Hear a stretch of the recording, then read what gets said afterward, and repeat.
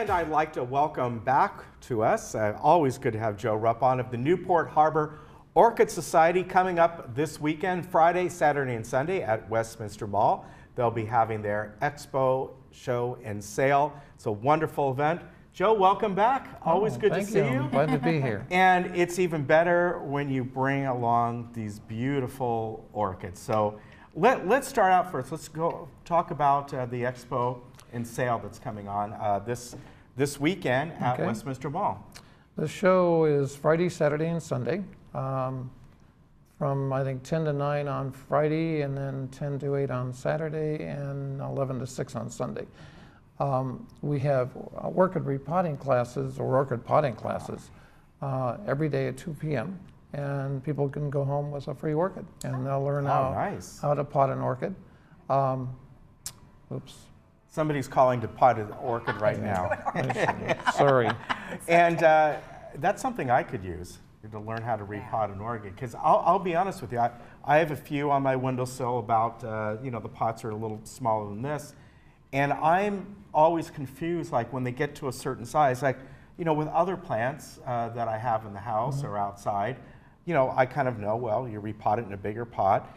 But what I noticed with these, when you buy these and they sell them all over, Trader Joe's, and you pull them out a little bit, and they're actually like in a plastic cup type thing. Yeah.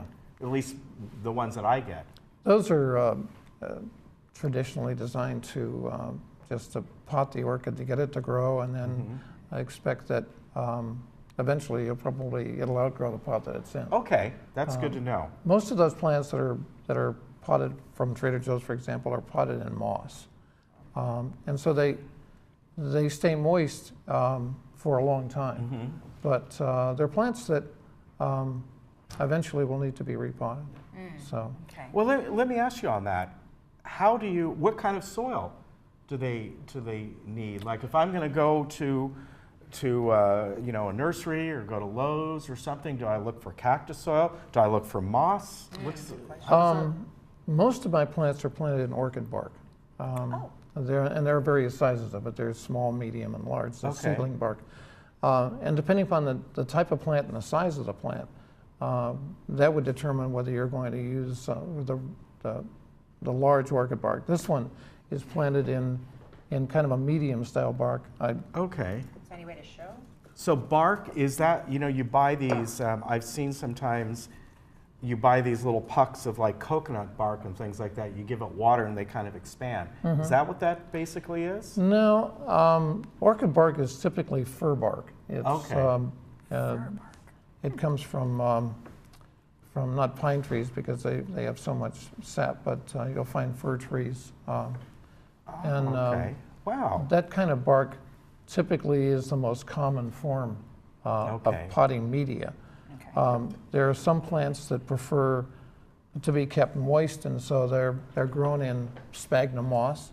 Okay. I have another question, because this happens in mine. I had a couple photos on there of what mine look like right now, but it almost looks like from the top of the pot, like these legs, these tendrils start to grow out. I'm always like, what the heck do I do with that? Those are air roots. Okay. And essentially, those are the roots that the plant uses to attach itself to whatever like a tree. Okay.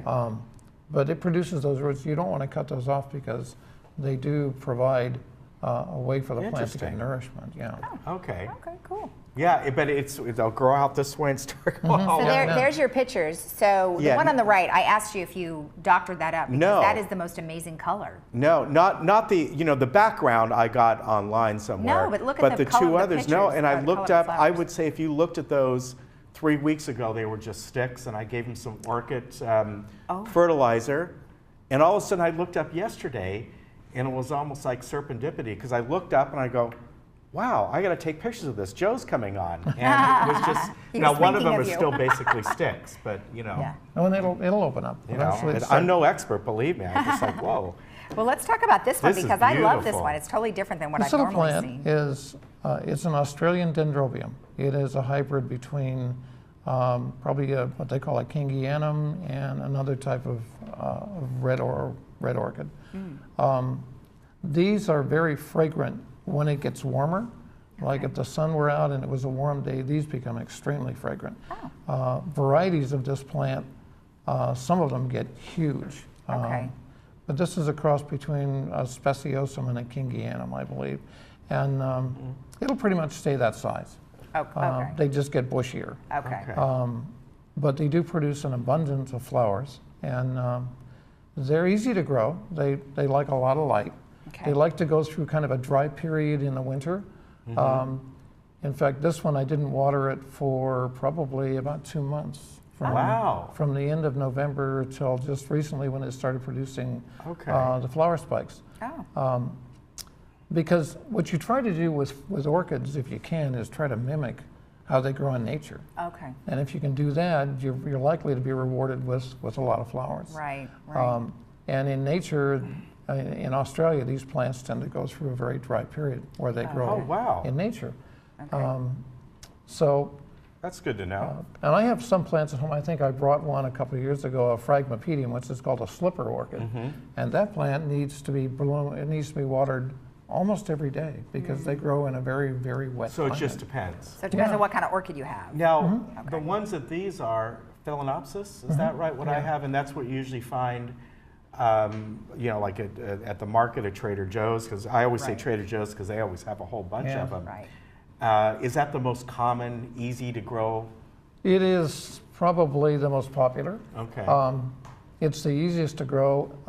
One of the things you can learn about orchids by looking at them, for example, the Phalaenopsis orchid that you have has very wide, very large leaves. And it is because it tends to grow probably in a jungle, in a canopy under a very heavy canopy and probably under low light. So in nature, they just develop wider leaves so they can accept more light. That makes or sense. accept less light. So we're just about out of time, and I want to make sure everyone knows that this is a free event at Westminster Mall. Parking is free, and you can go online to find, if you don't know where Westminster Mall is, it's up in Westminster. And it's going to be Friday, Saturday, and Sunday. So we're just out of time right now, but I want people to know they can have a great time. It's free. Orchid potting class, pick up some orchids, learn about them. Beautiful. One additional thing, we will be having bonsai displays. Okay, that's good to know. Good. All right, Joe, always good to see you. I'm gonna hide behind this here. Thank you. It's nice to see you. And we'll see you tomorrow. Have a great day. This is beautiful.